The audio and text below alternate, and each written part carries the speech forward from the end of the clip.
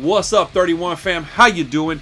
Welcome to Horror News Today, brought to you by Horror 31 and me, your punk rock dad. I hope you're all having a good day today. This is going to be a new show weekly over here, 8 p.m. every Wednesday night. I'll drop it, and it'll just be a news and notes of the horror community show. I don't have a time length yet. I'm just going to see how it goes for the first few weeks, and then I'll start to try to streamline it from there and get things a little more organized. The first few weeks we're just kind of wing it and then just see kind of how it goes, how long it takes to edit, etc., etc. So welcome to the show. Hope you're all having a good day, everybody.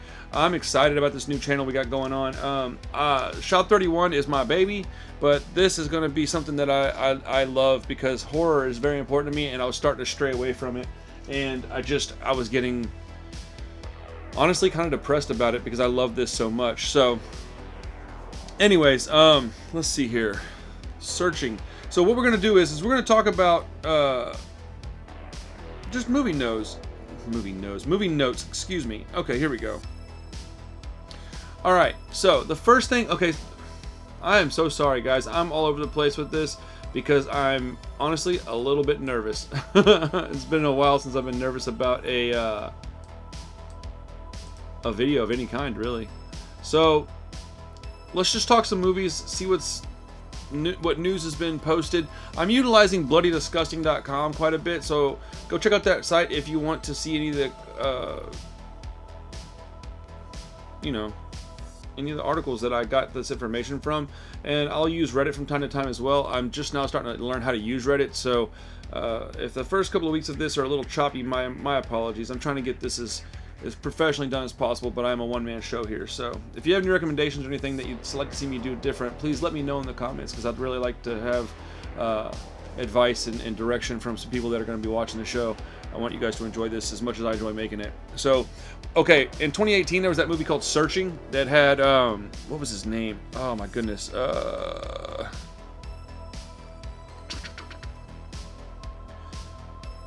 Good grief. John Cho, excuse me, I'm sorry.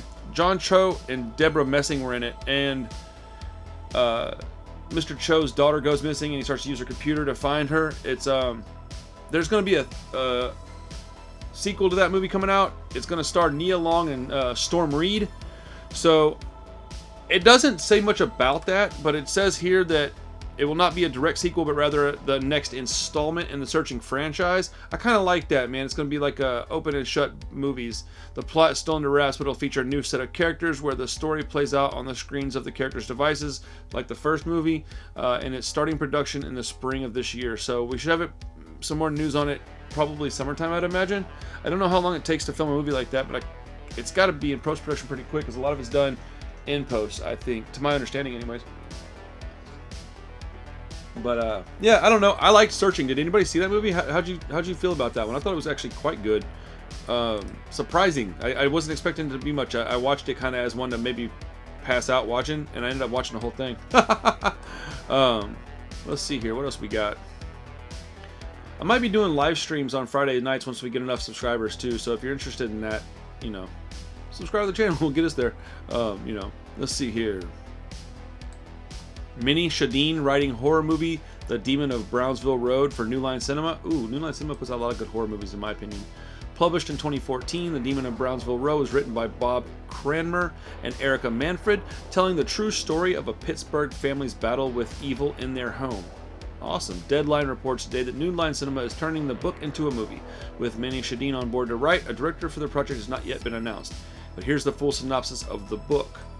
In October of 1988, Bob Cranmer buys a house in the Pittsburgh suburb he grew up in. He has no idea that his dream home is about to become his worst nightmare. The Cranmers seemed fated to own the house at 3406 Brownsville Road. As a young boy, Bob had been drawn to the property, and just when the family decided to move back to Brentwood, it went up for sale. Without a second thought, they purchased the house that Bob had always dreamed of owning. But soon, the family began experiencing strange phenomena, objects moving on their own, ghostly footsteps, unsettling moaning sounds that gradually increased in violence, escalating to physical assaults, and most disturbingly, bleeding walls. What? Bob, Lisa, and their 4 children were under attack from a malicious demon that was conjuring up terrifying manifestations to destroy their tight-knit household. They had 2 choices: leave or draw on their unwavering faith to exorcise the malicious fiend who haunted their home. Now, Bob Cranmer recounts the harrowing true story of the evil presence that tormented his family and the epic spiritual war he fought to save everything he held dear. Yo, that kind of stuff. Here's a picture of the book. I'm 100% getting that book right now. This stuff scares the crap out of me. Supernatural stuff scares the tar out of your boy here, man. Ooh, buddy, I like scary books too. What's it called? The Demon of what? What? Come on, son. Oh, Brownsville Road right there. Boom, bada. I do a lot of Audible. Oof. Listening to one like this, my man. That's gonna be scary. Let's see. Put it on my wish list. I'll buy it with my next credit. Oh, man. Here we go. All right. Well, how do y'all feel about supernatural horror stuff? I like it when they're based on true events, but I mean, how much are they really embellishing? This kind of stuff is scary, though. It seems to me like it falls in lines with like the Insidious and oh, what was the other ones they did? It was Insidious and oh my goodness, what was that stinking movie? Oh man, this is gonna drive me nuts, bro.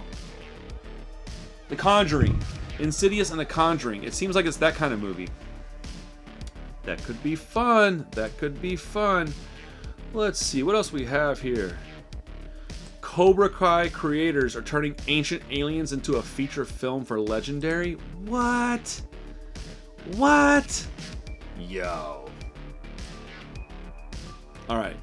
Cobra Kai creators. Okay, let's see what this has to say. This dude looks so goofy, bro. Come on, dude. File this one under not an April Fool's joke. The highly memeable History Channel series Ancient Aliens is now being turned into a feature film with the creators of Cobra Kai series on board the UFO. Josh Held is directing for Legendary Entertainment with Luke Ryan scripting it. THR details Ancient Aliens is a pseudo-documentary style series that has been airing since 2009. Excuse me. I almost said 1909.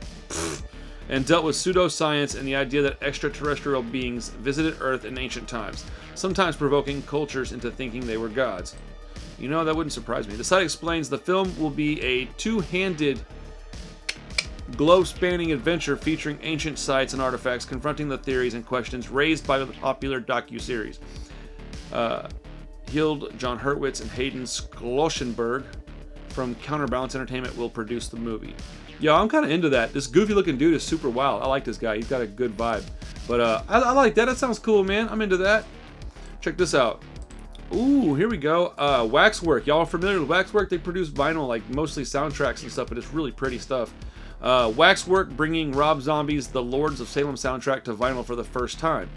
Oh, what? What? Rob Zombie diverted from his usual style quite a bit with the creepy chiller The Lords of Salem back in 2013. I haven't seen that. Is it any good? I generally, as a rule of thumb, do not like Rob Zombie movies. A witch-themed horror movie loaded with style and art house sensibilities, starring Sherry Moon Zombie as a radio DJ who finds herself besieged by an ancient coven of witches. Zombie puts you under the film's spell as his main character is put under theirs. Alright, I'm gonna watch this because I like witches. If you love the movie, you probably also love the soundtrack, which plays directly into the film's storyline. That's cool. Those eerie tunes and classic songs are now coming to vinyl for the first time. Yo, I'm buying this, dude. I've got the Color Out of Space one, and I've got Psycho Goreman as well. Actually, Psycho Goreman hasn't arrived yet. The score, let's see here. Announced this week, Waxwork Records is proud to present Rob Zombie's The Lords of Salem original motion picture soundtrack. Available for the very first time on vinyl, pressed on 180-gram Satanic Rite colored vinyl, the music of The Lords of Salem features The Velvet Underground, Rick James, Rush, Leviathan, The Fleeing Serpent, John 5, and more.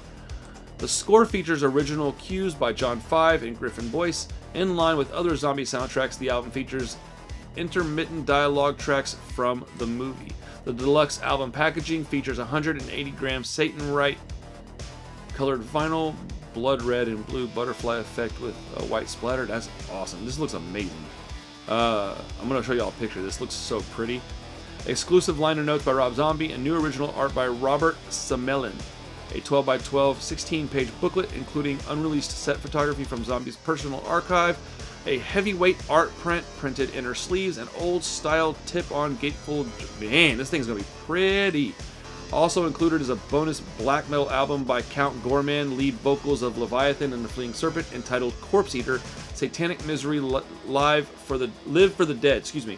This bonus album features a 2015 live recording at Black Forest Discotheque and is pressed on 180-gram black vinyl with an etched B-side. What?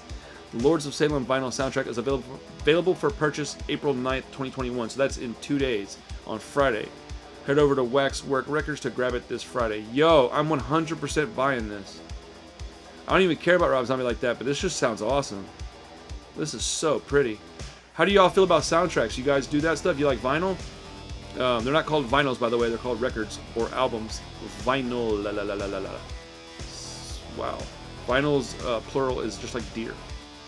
And I'm only saying that because I get a bunch of youngsters at my store going, can I have some vinyls? I'm like, yo, nuh-uh. That's cool, though. That's going to be very, very pretty. Let's see what else we got here.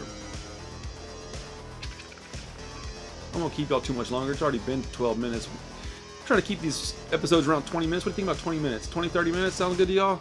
I guess it just depends on what we got as far as the news, huh? Let's see.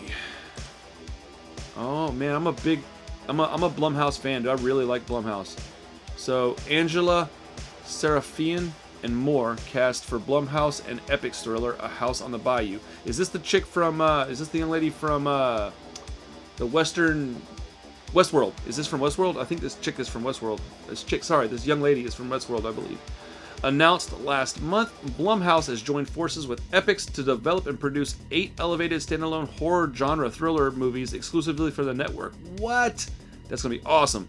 The first of which is set to be A House on the Bayou from writer-director Alex McCall, who did Don't Tell a Soul. The film will begin production in late spring with a planned Epix premiere in December. The film follows a troubled couple and their preteen daughter who go on vacation to an isolated house in the Louisiana Bayou to reconnect as a family, but when unexpected visitors arrive, their facade of family unity starts to unravel as terrifying secrets come to light. I like that kind of movie. That's good, man. Yeah, she's from Westworld, okay. Paul Schneider, Tales from the Loop, and Jacob LaFleur from Maze Runner are leading the cast. That sounds cool, man. I'm into this kind of spooky southern stuff, and I know my boy Chris, he's from Louisiana. He'll probably watch this just because of that. I like this kind of thing. Blumhouse is kind of hit or miss, to be honest, but I support them big time because it's just like all horror. I mean, how can you not support that if you're a fan of the genre? Let's see here. I'm kind of going to get the hang of this, guys. I'm sorry if this is a little bit, I don't know. Hopefully next time I'll have it. I'll go through and read things a little bit early so that when I read it to you, I'm not tripping over words and things. Let's see here. Yo, Chris Pratt. I like Chris Pratt. Some people don't like the guy, but I think they're giving the guy a hard time for no reason. People are just dumb. I like it when people say people are dumb, everybody else goes, for real! And it's like, dude, you're the people. So I'm the people too. And I'm always like, yeah! Wait, what? Me? People aren't dumb. Some people are dumb. That's the way we should say it. Because some people are just mean for no reason. That's why I say they're dumb. Which, whatever.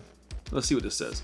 Chris Pratt starring sci-fi movie The Tomorrow War coming to Amazon this summer. Oh, that's cool. I like sci-fi. Sci-fi goes pretty hand in hand with horror, I think.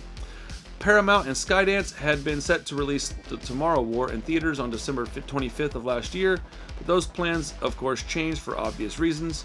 During the ongoing pandemic, the film was being shopped to streamers, and we've learned today that Amazon has picked it up and will be bringing The Tomorrow War straight to their Prime Video platform. The Chris Pratt starring film comes to Amazon on July 2nd, 2021. That's a good summer present. Let's see. The world is stunned when a group of time travelers arrive from the year 2051 to deliver an urgent message. 30 years in the future, mankind is losing a global war against a deadly alien species. The only hope for survival is for soldiers and civilians from the present time to be transported to the future and join the fight. Among those recruited is a high school teacher and family man, Dan Forrester, played by Chris Pratt. Determined to save the world for his young daughter, Dan teams up with a brilliant scientist and his estranged father, played by J.K. Simmons, yes! In a desperate quest to rewrite the fate of the planet. Dude, they should make this movie, make it be awesome, and then crisscross it with Edge of Tomorrow, because Tom Cruise, Chris Pratt, Emily Blunt, J.K. Simmons equals I mean, it equals a good time. Sorry. I guess that could be a good time, right? Who knows? Depends what you're into. But, that's dope. Nice. All right, let's see what else we got here. Yeah. Last thing for movies, we'll go on to TV, see if there's any kind of news in the TV section for us. Here we go. Monster comedy Too Late being released by Gravitas Ventures in June. I'm down with that. Originally billed as a macabre love letter to the LA alt comedy scene, Gravitas Ventures has acquired the rights to Too Late, a horror comedy they'll be releasing this coming June. Set in the Los Angeles indie comedy scene, the pick centers on Violet, who works a thankless job as the assistant to Bob DeVore, famed comedian and host of the live variety show Too Late. But what only Violet knows is that Bob is a monster, both literally and figuratively. Resigned to her fate, Violet is caught by surprise when she meets aspiring comedian Jimmy Rhodes, and sparks fly. Kissy face. But as her feelings for Jimmy grow and Bob starts to doubt her loyalty, she and Jimmy could end up as Bob's next meal. Nice. I'm in. I am in. If you take a stand-up comedy setting, and you mix it with monsters, you get Happy Punk Rock Dad. That sounds amazing. That's what we got for the movies this time. You know what? So weekly show, this is going to be a lot of news every week. I'm going to have to figure out how to make this a little bit more digestible. I might just do this every couple of days even. Let's see. TV. Whoa, Netflix has a new docuseries, The Sons of Sam, A Descent into Darkness. It reopens a closed case. It's got a trailer with it. I'll put a trailer link in the description for you lovely folks. They totally ignored the true story of this case, somebody's quoted as saying. Oh, okay. Serial killer David Berkowitz, aka the Son of Sam, has been locked up in prison for decades now, but there are other Son of Sam killers out there. But are there other Son of Sam killers still out there? That's the chilling question Netflix is setting out to explore with their upcoming 4-part docuseries, The Sons of Sam, A Descent into Darkness, directed by Joshua Zeman. The miniseries premieres on May 5th. Cinco de Mayo. The hunt for the Son of Sam captivated the world in the late 1970s, but the story behind one of America's most notorious serial murderers is all but forgotten until now. While the arrest and conviction of David Berkowitz brought the nightmare to an end for many New Yorkers, for journalist and ultimate evil author Maury Terry, the real mystery was just beginning. Terry, convinced Berkowitz had not acted alone, would go on to spend decades attempting to prove that the web of darkness behind the murders went deeper than anyone imagined, and his pursuit of that elusive truth would eventually cost him everything. Filmmaker Joshua Zeman, who did Corpsey and Murder Mountain, draws on archival news footage, conversations with the people closest to the investigation, and Terry's own words and case files to tell a cautionary tale of a man who went down a rabbit hole and never came out. Dude, Son of Sam is an interesting story. Terrifying and awful, and I'm sorry for all the victims, but man, what a crazy story. But was Maury Terry just chasing ghosts, or are there true Son of Sam still out there? The 4 episodes are 60 minutes each, and you can watch the official trailer below to begin this mystery. So I'll put that trailer link in the description for you guys. Dude, I'm psyched about this.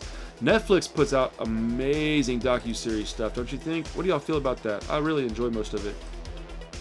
Okay, let's see here. And I think I'm over American Horror Story, and I never even watched much of it. This shit is whack, dude. I'm not even going to talk about that. Oh, here we go. Ooh, yo, the Chucky series is going to be so dope. Okay. Alex Vincent and Christine Elise returning in Don Mancini's Chucky series as Andy and Kyle. What? They were both last seen in Cult of Chucky after starring alongside one another in Child's Play 2. And today, Sci-Fi reports that Alex Vincent and Christine Elise are both reprising their franchise roles in Don Mancini's upcoming Chucky series coming to Sci-Fi and USA this fall. Vincent is playing Andy Barclay, the longtime rival of Chucky who first appeared in the original Child's Play, and Elise will be back as Kyle, Andy's foster sister who was introduced in Child's Play 2. Both actors had previously reprised their roles in the most recent original franchise installment Cult of Chucky, with Andy and Kyle taking the fight to Chucky all these years later. It sounds like Chucky is going to be a true franchise reunion, continuing the storylines from the previous films and also marking the return of Jennifer Tilly as Tiffany and Fiona Dourif as Nika Pierce. Jennifer Tilly's awesome! The main character of both Curse and Cult, Brad Dourif is back as Chucky. The cast also includes Devon Sawa, dude, known for Final Destination and last year's Hunter x Hunter. Also, The Fan. Is it The Fan? Fanatic. Don't forget, he was also in Fanatic.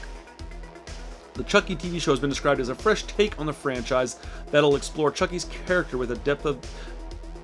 Chucky has been described as a fresh take on the franchise that'll explore Chucky's character with a depth that is uniquely afforded by the television series format. That's cool.